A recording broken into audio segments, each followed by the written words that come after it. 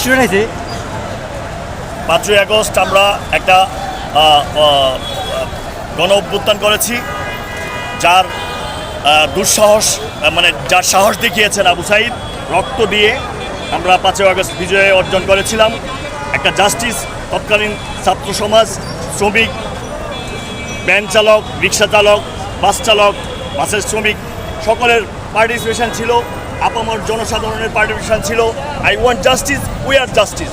আমরা ন্যায় বিচার চাই, আমি ন্যায় বিচার চাই। আজকে কোথায় সেই ন্যায় বিচার? কোথায় সেই ন্যায় বিচার? একতা গাড়ির সাথে আমি প্রাসঙ্গিক অবস্থানে আসতে চাই। আজকের যে পরিস্থিতি, একতা গাড়ির সাথে তৃতীয় ছেলেদের হয়তো বিচ্ছিন্ন ঘটনা ঘটেছে। এখানে মালিক শ্রমিক রয়েছেন, মালিক সমিতি রয়েছেন, শ্রমিক ইউনিয়ন রয়েছে। তাদের সাথে তারা লিখিত অথবা মৌখিক বিচার দিবে, তারা বিচার করবে, বিচ্ছিন্ন ঘটনা মীমাংসিত হয়ে যাবে।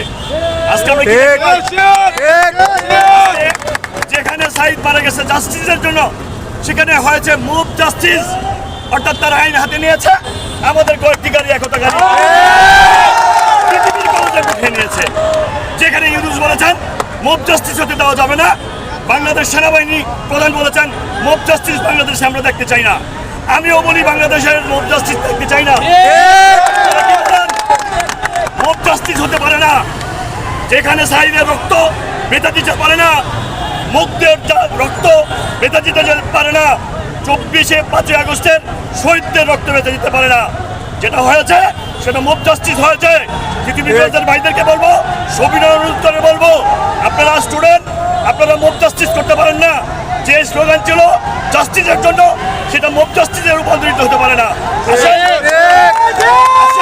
আলোচনার টেবিলে আসেন, আমরা দেখি কার কি অন্যায়। আমরা যারা মালিক শ্রমিক রয়েছেন, তারা মুরব্বীরা থাকবেন, তাদের মাধ্যমে বিচার হবে, মীমাংসিত হবে।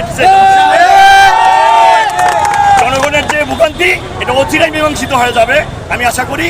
আপনারা আসেন এবং আলোচনার টেবিলে আসেন, যেখানে থাকা হবে কার অন্যায় কার ন্যায়, যেখানে ন্যায় বিচার হবে, মুভ জাস্টিস নয়। সবাই ভালো থাকেন, সবাইকে ধন্যবাদ।